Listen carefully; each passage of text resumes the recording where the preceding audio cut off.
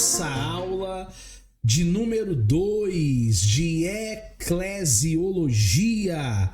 Eclesiologia é a doutrina da igreja. Nós estamos estudando desde a aula número 1 sobre a doutrina, a sistemática chamada eclesiologia.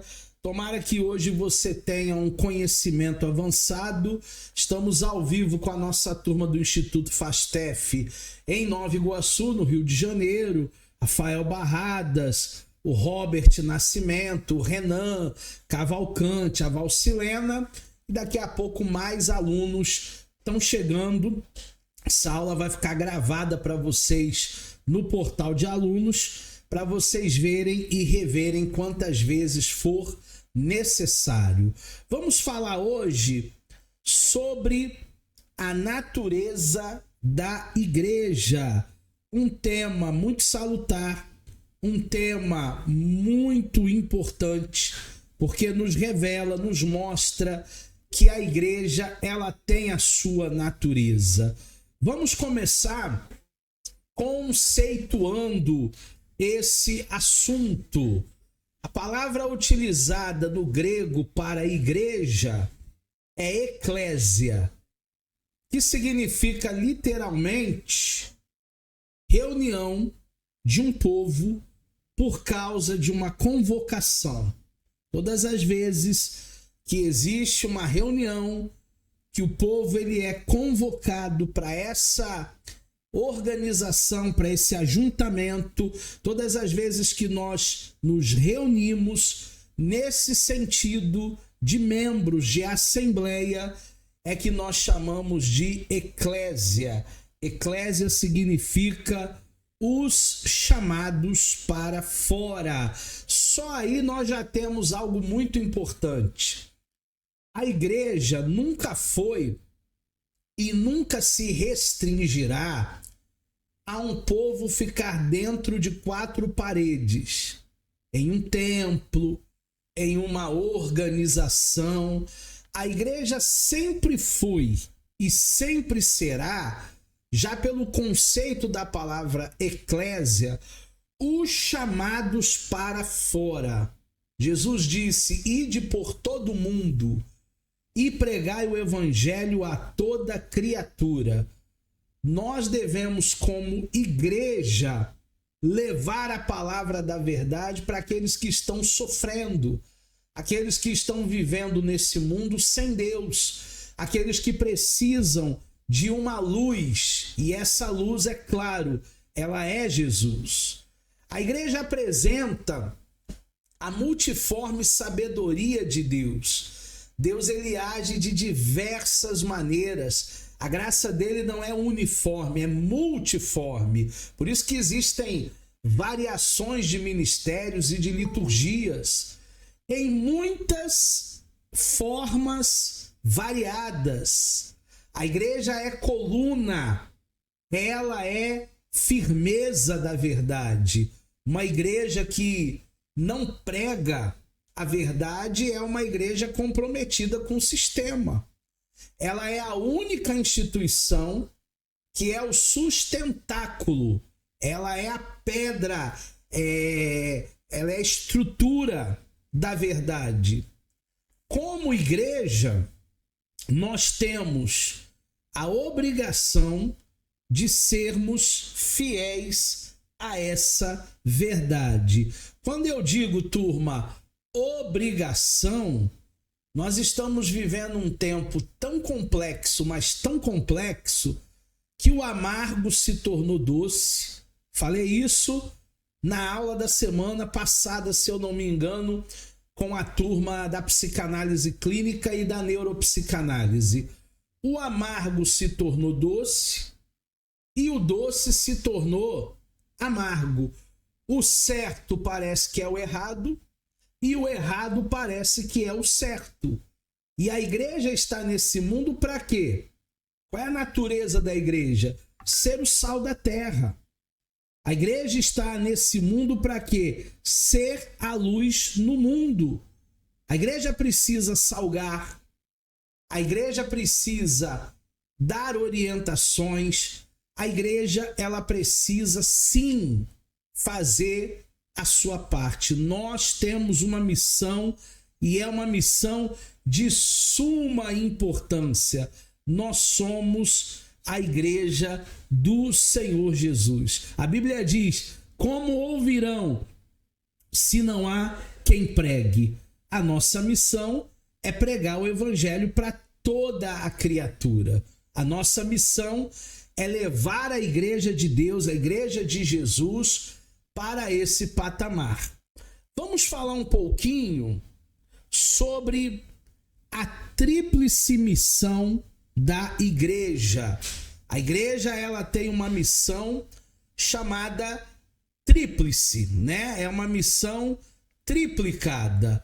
E aí, quando falamos dessas três facetas, a primeira faceta é adorar a Deus. Um dos principais objetivos, uma das principais missões da igreja é a verdadeira adoração. Os adoradores, eles adoram a Deus em espírito e em verdade. É dessa maneira que nós devemos adorar a Deus. Nós devemos adorar a Deus em espírito e também em verdade. A segunda missão da igreja, como diz João 4, 23 e 24, antes da gente entrar até mesmo na segunda missão, mas vem a hora em que os verdadeiros adoradores adorarão ao Pai em espírito e em verdade, porque o Pai procura tais assim que o adorem. Deus é espírito e importa que os que adorem a Deus em verdade. Significa que o Pai está procurando pessoas que verdadeiramente serão adoradores. Todo mundo é adorador? Não. Existe muita gente que ainda não adora a Deus como Deus deve ser adorado. Existem muitas pessoas que adoram ainda ou em mentira, ou em falsidade, ou que aquela adoração não seja de fato uma adoração sincera. Deus está à procura de verdadeiros adoradores. É a primeira missão da igreja. A segunda missão da igreja, dessa tríplice, é revelar os dons que recebeu. A igreja recebeu dons do Espírito Santo. E a igreja, ela manifesta esses dons por meio dos irmãos.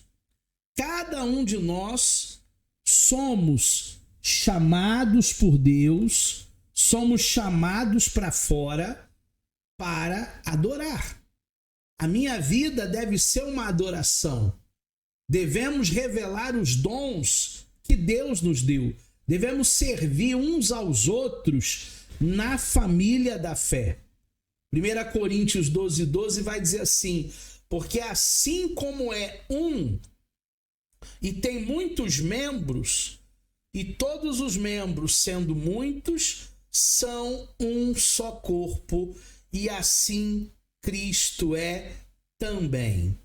A igreja é um único corpo, mas no corpo tem o pé, no corpo tem a mão, no corpo tem a cabeça, que é o próprio Cristo, tem os dedos, tem o braço, tem os órgãos. Nós somos muitos, cada um tem o seu dom, e nós devemos revelar o nosso dom. Nós devemos demonstrar os nossos talentos. Nós não podemos fazer como muitos fazem, enterrando os seus talentos. Cada um de nós tem um ministério e nós podemos ser usados por Deus. E em terceiro, em último lugar, nessa tríplice missão da igreja, evangelizar. É também papel da igreja pregar o evangelho de Jesus em todo o mundo, para toda criatura. Essa é a grande comissão de Marcos capítulo 16, versículo de número 15. E disse-lhe: ide por todo o mundo e pregai o evangelho a toda criatura.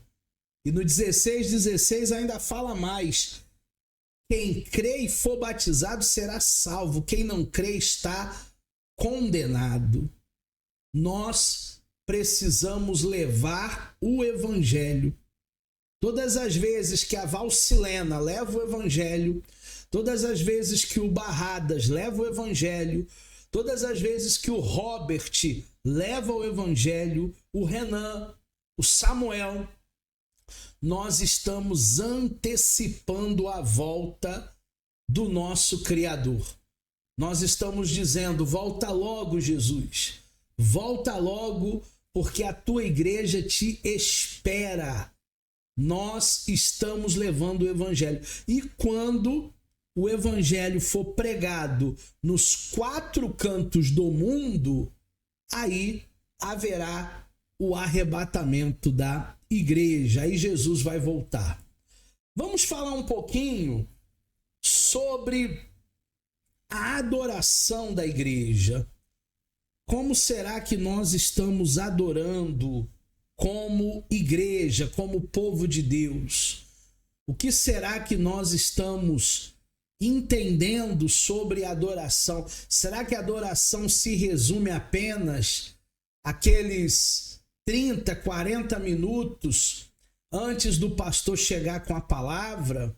Será que é só a introdução da liturgia do culto? As epístolas do apóstolo Paulo nos mostram que haviam 2 tipos de reuniões na igreja primitiva. O primeiro tipo era um culto de adoração, um culto de louvor a Deus, pregação da palavra, pregação expositiva. E esse culto era público, tá? Era aberto para todas as pessoas. As pessoas, elas podiam participar desse culto público. Aqui havia o cantar de hinos, salmos e leitura das escrituras com as explicações desse texto. Era um culto que a igreja primitiva estava iniciando. Era um culto que a igreja primitiva recebia. Eles também se reuniam de casa em casa, eles também estavam juntos em comunidades, mas eles iam a um local específico, o que nós chamamos de eclésia, de ajuntamento, para adorar, para louvar, para ouvir a pregação da palavra. E assim eles iam se edificando uns aos outros. Mas havia também um culto de adoração que era um culto fechado. Esse culto era conhecido como a festa do amor ágape. Diferente daquele culto aberto, público para todo mundo, esse era restrito, não era aberto para o público geral, sendo em particular para quem já era da fé, para quem já era da família de Deus, da família cristã.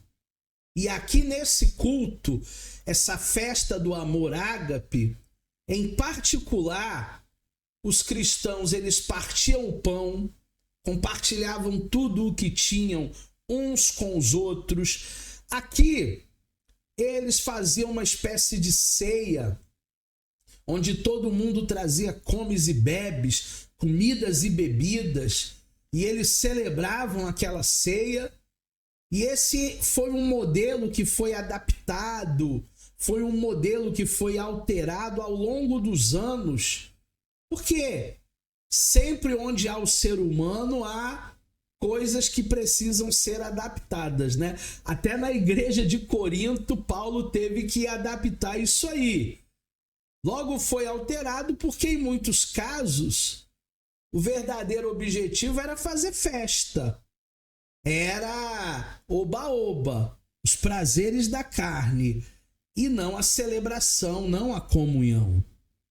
Então hoje a gente precisa entender também que, apesar da casa de Deus ser um lugar de ajuntamento, onde eu encontro os meus irmãos, onde eu fico feliz em reencontrá-los semanalmente, a igreja ela não é um clube social, aonde eu vou encontrar a galera, aquele povo que faz tempo que eu não vejo. Não.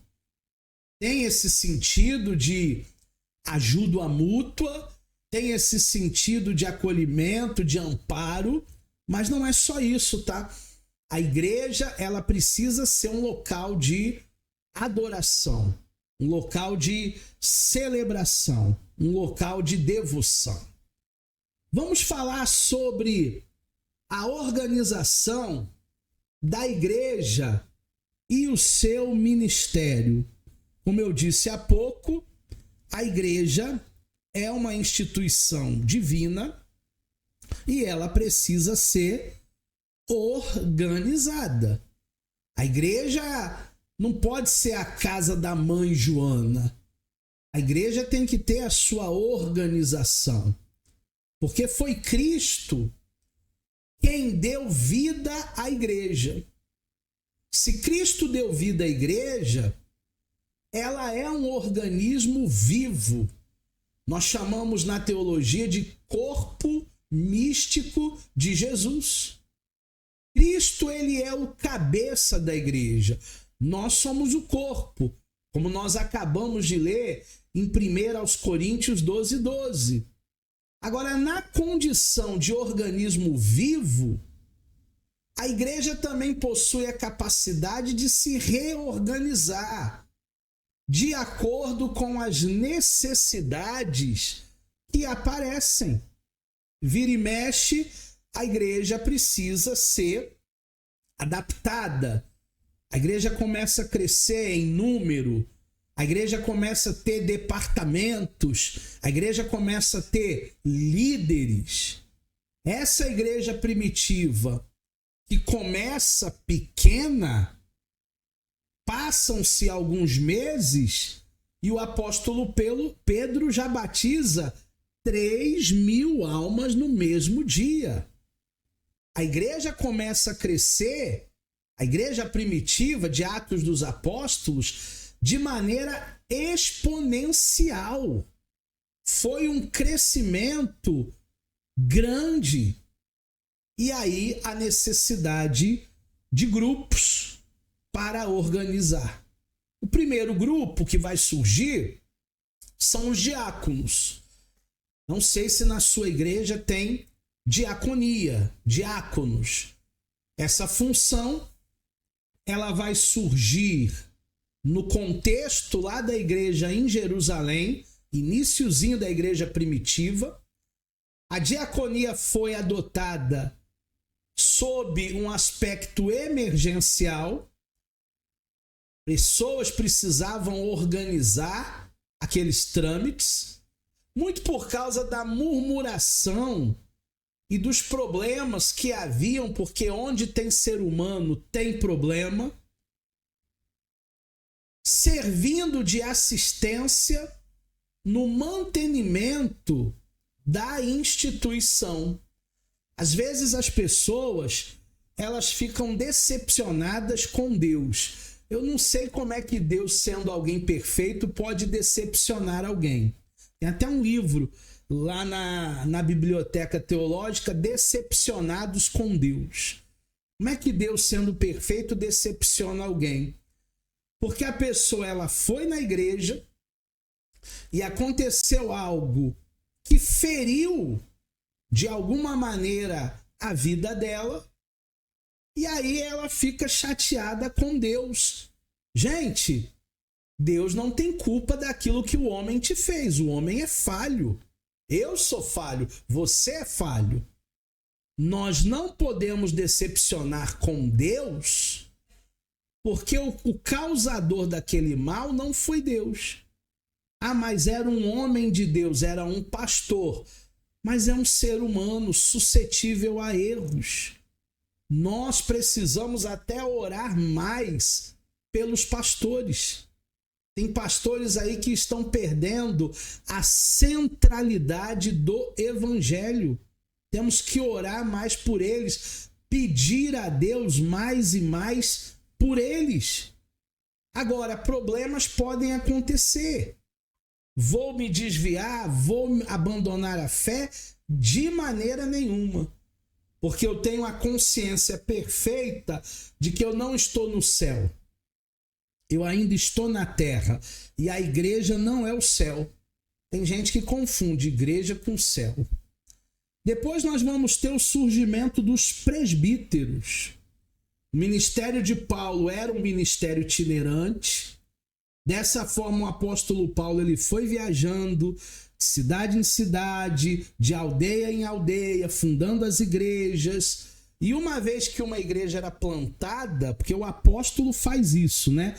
O apóstolo, ele é o plantador de igrejas. Paulo, ele colocava uma equipe, pastores responsáveis ali, para continuar suas viagens missionárias, para continuar o seu trabalho. Então, o apóstolo Paulo, se você ler o livro de Atos dos Apóstolos, que narra verdadeiramente a trajetória da igreja primitiva, você vai ver que ele é um desbravador. Você vai ver que o apóstolo Paulo, ele leva a semente da fé e ele consegue consolidar muitas igrejas, discipular muita gente. O ministério de Paulo, como nós estudamos lá no módulo avançado, em Atos dos Apóstolos, ele foi um ministério marcado por muita coisa que Deus fazia através de Paulo.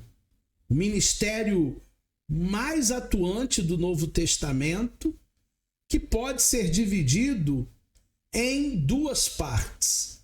A primeira parte que nós podemos dividir essa obra ministerial do apóstolo Paulo é o seu ministério itinerante e carismático.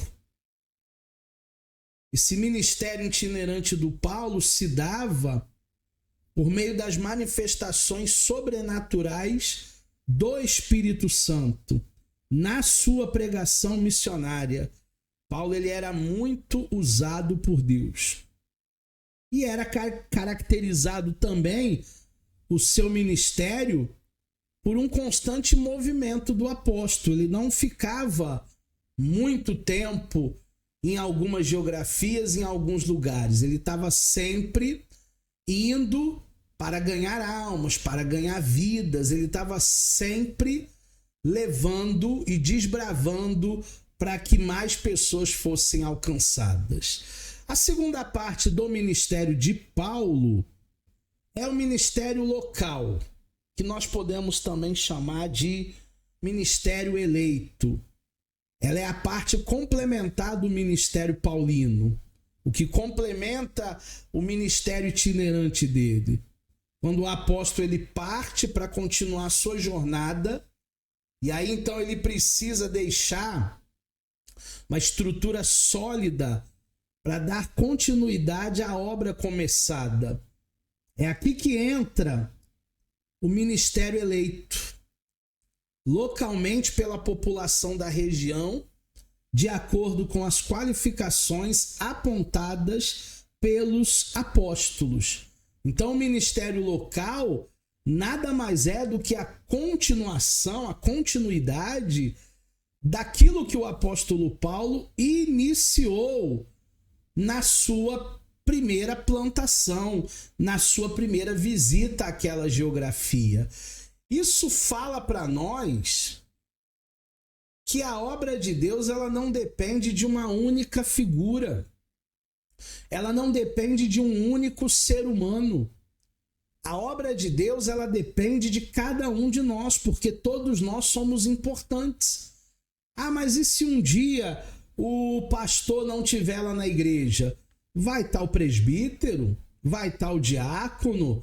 vai estar o pastor auxiliar, vão estar outras pessoas que serão tão usadas por Deus como o pastor. Então, essas igrejas que o apóstolo Paulo ele funda, elas não necessitam exclusivamente da presença do Paulo. Essas igrejas fundadas por Paulo, elas permanecem através de um ministério que nós acabamos de ver, chamado ministério local. O livro de Atos, no capítulo 6, no versículo 3, fala assim: olha as qualificações para se fazer a obra de Deus naquela época. Escolhei, pois, irmãos, que dentre vós sejam 7 homens, 7 pessoas, número 1, de boa reputação. O que os outros falam dele? Reputação é isso, é o que os outros falam de mim. Segundo, cheios do Espírito Santo. Vazio do Espírito Santo não serve. E de sabedoria, capacidade de julgar corretamente e agir prudentemente, os quais constituamos sobre este importante negócio. Que negócio é esse importante? A obra do Senhor, a obra de Deus.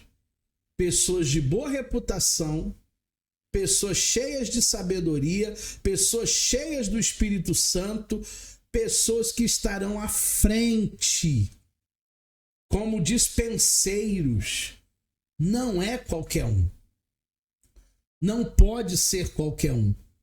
Tem que haver qualificações. E aí existem os 5 dons ministeriais. E aí eu, mais uma vez, mostrei para a câmera a minha mão. E a câmera, toda vez que eu mostro a minha mão, ela sai do padrão. Mas agora eu já aprendi, voltar rápido. Ela sai do padrão. Agora eu já aprendi voltar rápido. Existem os 5 dons do ministério. E o primeiro é profetas. Eles possuíam a função de consolar. Profeta consola. De edificar a igreja. De exortar. Através da mensagem, da palavra. Eram arautos de Deus. Uma coisa tão importante que os profetas faziam e se destacavam era que eles não eram infalíveis. Eles poderiam cometer falhas, eles poderiam cometer erros. Diferentemente do Antigo Testamento, o dom divino vindo de Deus, mas a ferramenta é humana. E o ser humano, ele é suscetível ao erro, ele falha. Eles eram membros com o dom da profecia, e toda a profecia deve ser examinada, deve ser julgada de acordo com o evangelho, de acordo com a pregação da palavra. Agora, achar que um profeta é um semideus, não, né? O profeta, ele não é um semideus. O profeta é alguém que tem o dom da profecia, é usado pelo Senhor, como eu, como você é, mas ele também tem as suas lutas, tem as suas dificuldades, tem ali a sua humanidade. Depois nós temos os evangelistas. Os evangelistas eram os primeiros. Eles eram a fronte do avanço missionário. Eles chegavam primeiro. Aqui cabe destacar o exemplo de Filipe, que desceu para Samaria por causa da perseguição em Jerusalém. Filipe não era um apóstolo como Paulo, como Pedro, como João. Filipe serviu para espalhar o evangelho. Ele chegou primeiro anunciando a mensagem do Cristo ressurreto. Então, antes mesmo de um pastor, antes mesmo de um profeta, antes mesmo de um apóstolo, os evangelistas chegam ali para espalhar a boa notícia. Qual é a boa notícia? O evangelho, a boa nova. E os pastores? Os pastores, eles eram os homens de Deus responsáveis por reunir o rebanho. Pastor tem cheiro de ovelha. É ele quem cuida das ovelhas. É ele que conhece o estado das ovelhas. É ele que está mais próximo, que atende as ovelhas com a maior eficiência. Pastor tem cheiro de ovelha. Pastor é a pessoa mais próxima das ovelhas. O pastor, ele não pode ser um popstar. O pastor, ele não pode aparecer só no dia do culto, só na hora do culto. O pastor, ele tem que estar presente na igreja. Ele é casado com a igreja. Existem colegas meus aí, pastores, que se eu quiser me esconder deles, é só eu ir para a igreja deles. Porque eles nunca estão lá. Você nunca consegue encontrar o pastor na igreja, alguma coisa está errada. Porque pastor precisa ter cheiro de ovelha. Temos os mestres. Eles eram indivíduos que recebiam uma capacidade sobrenatural, vinda do Espírito Santo, para a explicação das Escrituras. Eram, em suma, ensinadores, professores, que possuíam o poder da transmissão eloquente. Existem pessoas que Deus deu esse dom. Eles abrem a boca e, de forma didática, todos conseguem entender a explicação. São todos os mestres e doutores? Não. A nossa igreja carece muito de mestres e doutores para fazer as revistas da EBD, das escolas dominicais, para elaborar os projetos de ensino da igreja, a escola de teologia da igreja, os cursos da visão da igreja. As nossas igrejas, de maneira geral, elas carecem de mestres e doutores, pessoas que receberam de Deus o dom do ensino. Temos ainda os presbíteros. Os presbíteros, eles governavam, eles supervisionavam a pregação e o ensino da palavra. Eram supervisores. Paulo recomenda que sejam homens capazes de governar bem, que não possuam duplicada honra e que sejam irrepreensíveis. Paulo vai dizer até marido de uma só mulher, não dado ao vinho, não espancador, não ganancioso, não cobiçoso. Existem algumas prerrogativas para se levantar alguém para ser presbítero. Não pode ser uma simples indicação do pastor ou da liderança da igreja porque alguém já está lá um tempão. Não, ele já está aqui um tempão. Mas não é amizade, não é tempo de serviço. É verdadeiramente se essa pessoa tem ou não tem aquele dom pelo qual ela está sendo reconhecida, ungida. Imagina eu derramar o óleo sobre a cabeça de alguém e esse alguém não estar preparado. Eu estou destruindo o ministério dele. Estou acabando com ele. Uma vez eu ouvi uma frase muito boa. Um pastor que já estava numa igreja há muitos anos e um presbítero que era o 01 dele, fazia tudo na igreja, e a partir do momento que ele consagrou esse presbítero ao ministério pastoral, o que aconteceu?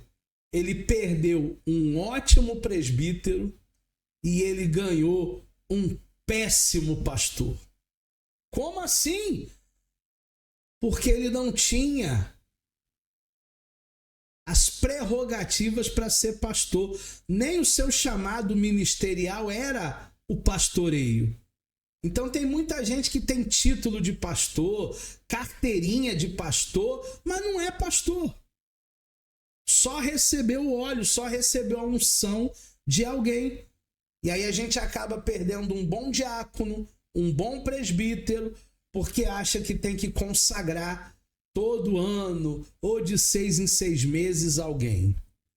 A diaconia, qual a função de um diácono? A função do Estevão. Na maioria das vezes, homens que possam ocupar essa posição de diaconia, eles não ocupam o holofote.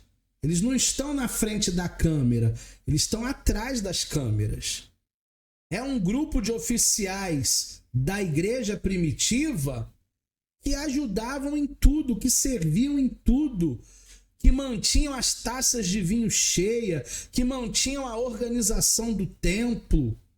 E depois, a posteriori, eles foram até indicados para serem responsáveis para coordenar vários outros cargos. Então a diaconia, ela é serviço.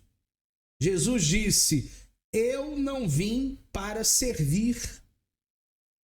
Ou melhor, eu não vim para ser servido. Jesus disse: eu vim para servir e dar a minha vida em resgate de muitos. Então o próprio Jesus, servindo, ele praticou diaconia, mesmo sendo o Rei dos Reis, mesmo sendo o Senhor dos Senhores. Entre os cristãos, os diáconos, eles seguiam um padrão estabelecido por Jesus. Eles também tinham esse cuidado com o dinheiro, porque na obra de Deus entra dinheiro, na igreja entra dinheiro.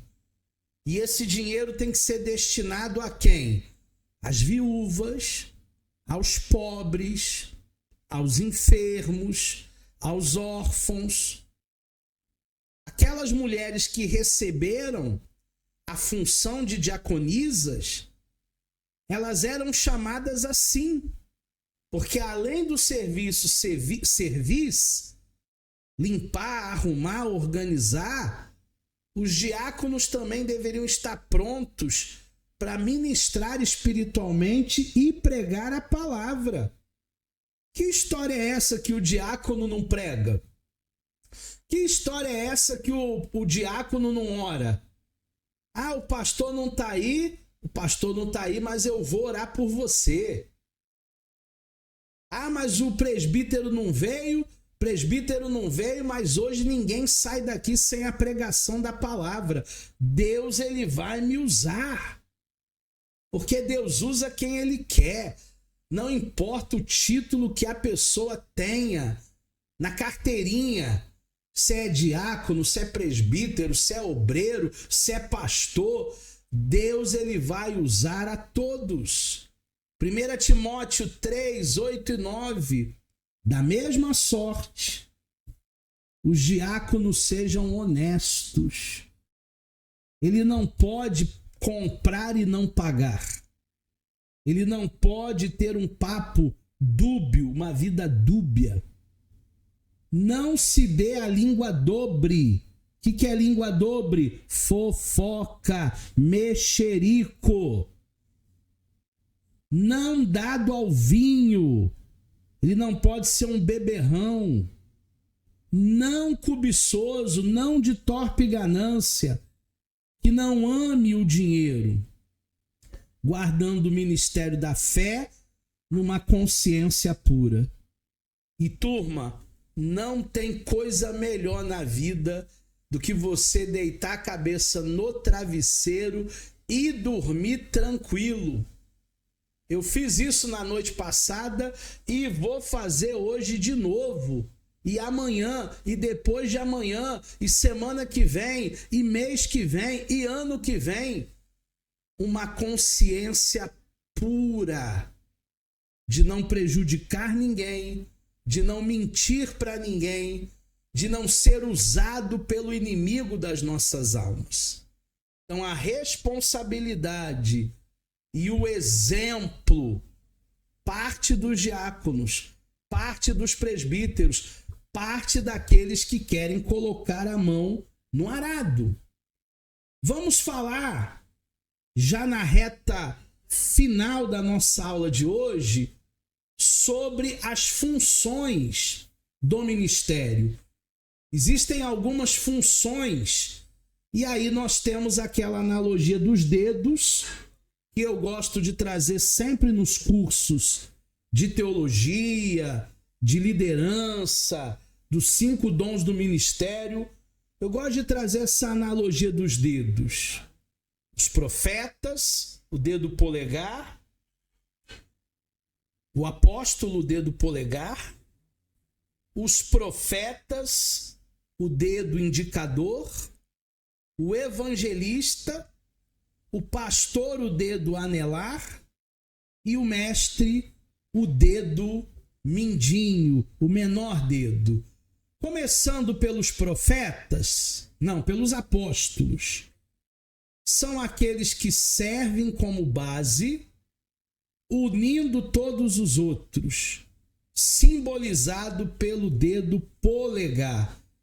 Você sabia que o único dedo que consegue tocar em todos os outros é o dedo polegar? Porque ele serve como base e ele está unido ao pastor, ao evangelista, ele está unido a todos os outros ministérios. Todos os outros ministérios estão unidos com o ministério apostólico. O segundo ministério é o ministério dos profetas. Será que existem profetas na terra ainda? Homens e mulheres de Deus? Claro que existe. Os profetas são aqueles que mostram a vontade de Deus, apontando qual é o caminho certo, qual é a direção certa a ser trilhada. E o profeta é simbolizado com o dedo indicador. O profeta não tem papa na língua, ele aponta o pecado. Ninguém segura o pecado, ninguém segura a boca do profeta. O profeta não é aquele que tem um montão de meias verdades, é aquele que trata com azeite, com vinho. Não, isso aí é coisa de pastor. O profeta, ele coloca mesmo o dedo na ferida. Temos ainda os evangelistas. Nós já falamos que o evangelista é aquele que chega primeiro, é aquele que sobressai aos outros, é aquele que chega e faz a parte do evangelismo, preparando a terra, simbolizado pelo dedo médio. Então, os evangelistas, turma, ele vai chegar primeiro para preparar o campo, antes de igreja, antes de grupo de louvor, antes de missionário, antes de profeta, antes de pastor, antes de mestre e doutor. Quem chega primeiro para preparar o terreno são os evangelistas. Temos também os pastores. Sabe o que eu reparei nessa mão aí? Não sei se você reparou. Que ela é uma mão bem maltratada, bem cansadinha, bem usada. Tem até alguns calos aí nas mãos. Porque, turma, é trabalho. Não é ar-condicionado e gabinete. É trabalho. E os pastores precisam trabalhar. Porque eles estão comprometidos com a igreja. Porque eles devem cuidar da igreja, nutrir a igreja, alimentar a igreja. A preocupação de um pastor é a preocupação com as ovelhas. Ele tem que nutrir, ele tem que proteger o rebanho. Por isso que pastor é simbolizado com o dedo anelar. Esse dedo aqui, ó. Porque ele casou com a igreja. Ele casou com a igreja. Pastor é aquele que deveria estar 52 domingos no ano. 7 dias por semana. Ah, mas tem que ter uma folga. Tudo bem. Esporadicamente, férias. Esporadicamente, uma folga. Só que a Bíblia manda trabalhar 6 e folgar 1. A minha crítica é que tem pastor que está folgando 6 e trabalhando 1 quando aparece. Os pastores precisam estar na dependência de Deus, porque o rebanho precisa muito deles. E por último, nós temos os mestres e temos também os doutores, aqueles que raramente são vistos, mas que observa todos os outros, simbolizado pelo dedo mínimo. Tem gente que não dá a mínima para os mestres e doutores, mas eles são fundamentais para a educação teológica e espiritual da igreja. Teríamos uma EBD mais forte se tivéssemos mais mestres e doutores. Teríamos mais cursos na igreja, como escola de dons, como 5 dons ministeriais, como vencer o medo, a ansiedade, o estresse, como gestão de emoções e tantos outros cursos. Se nós tivéssemos pessoas preparadas e devotadas para ensinar. Gente que tenha o ensino como um sacerdócio. Vamos falar também dos dons para a igreja. Será que no século 21 Deus continua me usando, te usando? Será que existem dons que Deus deu para cada um de nós? O texto de Atos 13 fala que sim, né? E na igreja que estava em Antioquia, existiam alguns profetas e doutores, a saber, Barnabé e Simeão, o Níger, e também o Lúcio, e o Cerineu, e o Manaém, que fora criado com Herodes, o tetrarca, e Saulo, que depois se tornou o maior apóstolo da igreja, servindo eles ao Senhor, jejuando.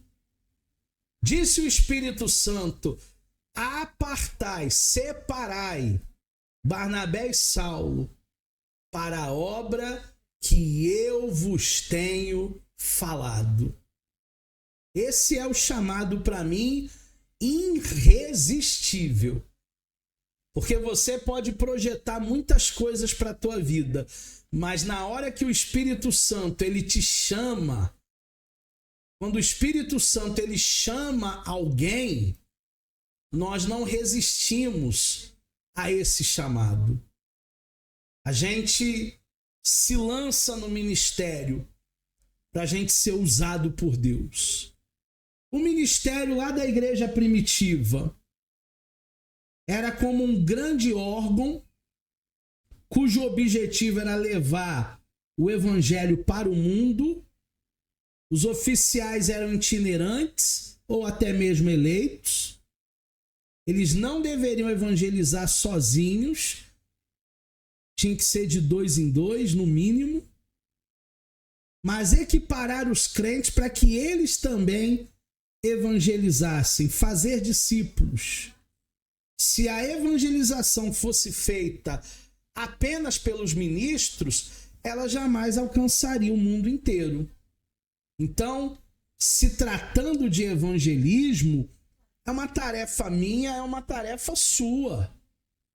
O seu vizinho ainda não foi alcançado para Jesus porque você não falou do amor de Deus para ele. Porque na hora que você bater lá e ele te atender com toda a educação, ele vai saber que da sua boca vai sair uma palavra de vida eterna. E Deus quer usar você nessa pregação. A liderança também era responsável pelo cultivo de um clima de adoração, de um clima de serviço dentro da igreja. Um clima de serviço, um clima de adoração. Não era um clima de um querendo passar por cima do outro, não. Trabalhando para edificar os crentes, para que fossem transformados em pessoas santas, em pessoas maduras. Aliás, a razão dos vários ministérios é exatamente essa: a edificação do corpo de Cristo. É para isso que tem pastor, para isso que tem profeta, para isso que tem mestre, para isso que tem doutor, para isso que tem evangelista, para que cada um seja edificado. Cada dia que eu chego na igreja, eu sou edificado por aqueles irmãos que Deus tem usado, por aqueles voluntários que estão ali servindo. Desde o momento que eu chego lá no estacionamento e que alguém me ajuda a achar uma vaga, eu estou sendo ministrado, eu estou sendo aperfeiçoado nesse corpo chamado corpo de Cristo. A igreja precisa ser capacitada por esses dons ministeriais, por isso nós estamos fazendo um curso de teologia, cumprir o seu objetivo na terra, levar mais e mais e mais pessoas para Deus, e podemos afirmar que esses líderes, eles precisam ser cheios do Espírito de Deus. Eles precisam ter esse dom de Deus na sua vida, porque esses dons vão funcionar para esses líderes como ferramentas que servem para que eles preparem o povo de Deus para uma grande obra, para um grande feitio de um trabalho cristão. É isso que Deus espera de mim, é isso que Deus espera de você, é isso que Deus espera de nós. Deus, ele quer contar comigo, Deus, ele quer contar com você, mas não como um espectador, alguém que vai num show, alguém que vai num clube, alguém que vai num teatro. Não. Deus quer contar com você como um verdadeiro adorador. E importa que os verdadeiros adoradores o adorem em espírito e em verdade. Aqui estão minhas redes sociais. Se você tiver qualquer dúvida sobre a aula de hoje, é só você me contactar e aí eu responderei você cada uma das dúvidas que você tiver. Que você possa hoje ter aprendido um pouco mais. Na próxima aula, a gente continua essa disciplina.